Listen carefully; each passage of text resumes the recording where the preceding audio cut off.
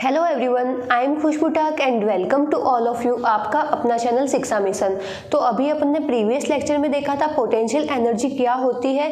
अब आज अपन देखेंगे पोटेंशियल एनर्जी पे बेस्ड न्यूमेरिकल क्वेश्चन। तो जो पोटेंशियल एनर्जी होती है वो अपन को मिलती है चेंज इन पोटेंशियल एनर्जी, और वो डिफाइंड होती है ओनली फॉर कंजर्वेटिव फोर्स के लिए। तो चेंज इन पोटेंशियल एनर्जी अपन को मिलता है del U is equal to minus W C. जो चेंज इन पोटेंशियल एनर्जी अपन को मिलती है वो मिलती है negative work done by conservative force. तो पोटेंशियल एनर्जी डिफाइंड होती है ओनली फॉर कंजर्वेटिव फोर्स के लिए, नॉन कंजर्वेटिव फोर्स के लिए पोटेंशियल एनर्जी डिफाइंड नहीं होती है। अब देखते हैं इस पे based numerical question. If F is equal to 2I + 3J and U at 1,2 is 10 joule, find U at 2,3। अब यहाँ पे अपन को क्वेश्चन गिवन है कि एक अपन को फोर्स दे रखा है, वो उसकी वैल्यू है 2I + 3J। तो अपन देख रहे हैं ये क्या है, एक वेरिएबल फोर्स है। अब यहाँ पे पोटेंशियल एनर्जी अपन को गिवन है 1,2 पे अपन को मिलती है 10 जूल, और अपन को फाइंड आउट करनी है पोटेंशियल एनर्जी 2,3 पे। तो पहले अपन देख लेते हैं अपन के पास में कौन कौन से डेटा गिवन है यहाँ पे। तो यहाँ पे अपन को फोर्स गिवन है 2I + 3J। तो यहाँ पे अपन इसको लिखेंगे Fx i cap + Fy j cap. तो यहाँ से अपन को Fx और Fy की वैल्यू मिल जाएगी। i कैप के साथ में जो आता है वो होता है Fx, और y कैप के साथ में जो आता है वो होता है Fy। Fx और Fy की वैल्यू अपन ने निकाल दी 2 और 3। अब अपन को पोटेंशियल एनर्जी गिवन है 1,2 पे मिलती है 10 जूल, अपन को कैलकुलेट करनी है 2,3 पे। तो अपन जानते हैं चेंज इन पोटेंशियल एनर्जी मिलता है negative work done by conservative force. इसके थ्रू अपन निकालेंगे फाइनल स्टेट में अपन को पोटेंशियल एनर्जी कितनी मिलती है। चेंज इन पोटेंशियल एनर्जी अपन को कितना मिलेगा, final potential energy minus initial potential energy. अब यहाँ पे जो वर्क हो रहा है, वर्क का फॉर्मूला होता है F dx। तो यहाँ पे अपन लिखेंगे, अपन के पास में दो फोर्स है Fx और Fy। तो अपन इसको लिखेंगे integral Fx dx plus integral Fy dy।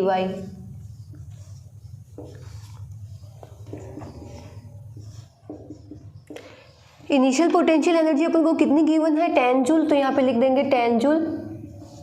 Fx की वैल्यू अपन ने कितनी कैलकुलेट की, 2 dx। अब यहाँ पे देख रहे हैं x में ये कितना वेरी हो रहा है, x में ये वेरी हो रहा है 1 से 2 तक। तो यहाँ पे लिमिट लगेगी 1 से 2 तक। Fy की वैल्यू अपन लिखेंगे यहाँ से 3 dy।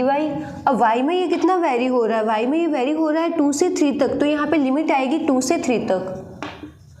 अब अपने पास में इक्वेशन बन गई है, इसको जब अपन सॉल्व कर लेंगे तो अपन के पास में फाइनल पोटेंशियल एनर्जी मिल जाएगी।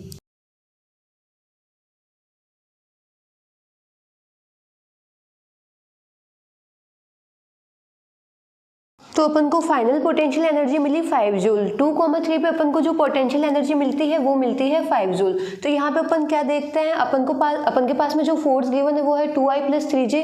तो यहाँ से अपन Fx और Fy की वैल्यू निकाल देते हैं। इनिशियल केस में अपन को पोटेंशियल एनर्जी गिवन है 10 जूल 1,2 पे। अपन को फाइनल केस में निकालनी 2,3 पे पोटेंशियल एनर्जी कितनी है। तो चेंज इन पोटेंशियल एनर्जी अपन को मिलता है negative work done by conservative force, क्योंकि जो पोटेंशियल एनर्जी होती है वो डिफाइंड होती है ओनली फॉर कंजर्वेटिव फोर्स के लिए, नॉन कंजर्वेटिव फोर्स के लिए पोटेंशियल एनर्जी डिफाइंड नहीं होती है। फिर अपन लिख देंगे चेंज इन पोटेंशियल एनर्जी अपन को कितना मिलेगा, फाइनल माइनस इनिशियल, और वर्क की जगह अपन लिखेंगे Fx dx plus Fy dy। अब x में ये कितना वेरी हो रहा है 1 से 2 तक। तो यहाँ पे लिमिट लग जाएगी 1 से 2 तक, और y में 2 से 3 तक। तो यहाँ पे ये लिमिट लग जाएगी। फिर इसको सॉल्व करेंगे तो अपन के पास में फाइनल पोटेंशियल एनर्जी मिल जाएगी, जो मिलती है अपन को 5 जूल। तो जिसको नोट डाउन करना है नोट डाउन कर लो। नेक्स्ट क्वेश्चन देखते हैं। तो नेक्स्ट क्वेश्चन है, अपन को कंजर्वेटिव फोर्स दे रखा है x² i cap + y j कैप + z k कैप। इनिशियल पोटेंशियल एनर्जी अपन को गिवन है 1,0,1 पे 5 जूल, और अपन को कैलकुलेट करनी है 2,1,1 पे। तो यहाँ पे अपन जानते हैं जो पोटेंशियल एनर्जी होती है चेंज इन पोटेंशियल एनर्जी, वो डिफाइंड होती है ओनली फॉर कंजर्वेटिव फोर्स के लिए। और यहाँ पे अपन को जो फोर्स दे रखा है वो दे रखा है कंजर्वेटिव फोर्स। अब यहाँ पे अपन कैलकुलेट कर लेंगे कि फाइनल स्टेट पे अपन को पोटेंशियल एनर्जी कितनी मिलती है। तो यहाँ पे अप्लाई करते हैं अपन formula del U is equal to minus W C. अब यहाँ पे अपन देख रहे हैं आई कैप के साथ में जो आता है वो होता है Fx, वाई कैप के साथ में जो आता है वो होता है Fy, और के कैप के साथ में जो आता है वो होता है Fz। तो यहाँ पे अपन इसको खोल के लिख लेते हैं। तो यहाँ पे अपन ने देखा del U is equal to minus W C, तो डेल यू को अपन ने ओपन करके लिख दिया you final minus U initial, और वर्क डन होता है इंटीग्रल एफ टी एक्स। अब यहाँ पे अपन को एफ एक्स, एफ वाई और एफ जेड तीनों ही दे रखा है, तो अपन लिखेंगे integral F x d x plus integral F y d y plus integral F z d z, इसको अपन ओपन करके लिख लेंगे। अब यहाँ पे अपन देख रहे हैं फाइनल स्टेट पे अपन को पोटेंशियल एनर्जी कैलकुलेट करनी है, तो यू एफ इनिशियल केस में अपन को कितनी है पोटेंशियल एनर्जी गिवन, वो है 5 जूल। तो यहाँ पे अपन लिखेंगे 5 is equal to minus F x की वैल्यू क्या आएगी, जो आई कैप के साथ में जो आता है वो होता है एफ एक्स, तो यहाँ पे एफ एक्स है अपना एक्स स्क्वायर। अब एक्स एक्सिस में ये कितना जा रहा है, एक्स एक्सिस में ये जा रहा है 1 से 2 तक, तो यहाँ पे लिमिट लगेगी 1 से 2 तक। एफ वाई की वैल्यू क्या आएगी, जो जे कैप के साथ में होता है वो होता है एफ वाई, तो एफ वाई की वैल्यू अपन को मिली यहाँ से वाई डी वाई। अब वाई एक्सिस में कितना मूव कर रहा है 0 से 1 तक, तो यहाँ पे लिमिट आएगी 0 से 1। अब एफ जेड क्या आएगा, जो के कैप के साथ में आता है वो होता है एफ जेड, तो एफ जेड की वैल्यू अपन को मिली जेड डी जेड। अब जेड एक्सिस में कितना मूव कर रहा है 1 से 2 तक, तो यहाँ पे लिमिट लगेगी 1 से 2 तक। तो अपने पास में इक्वेशन बन गई है, अब इसको अपन सॉल्व कर लेंगे तो अपने पास में फाइनल पोटेंशियल एनर्जी मिल जाएगी।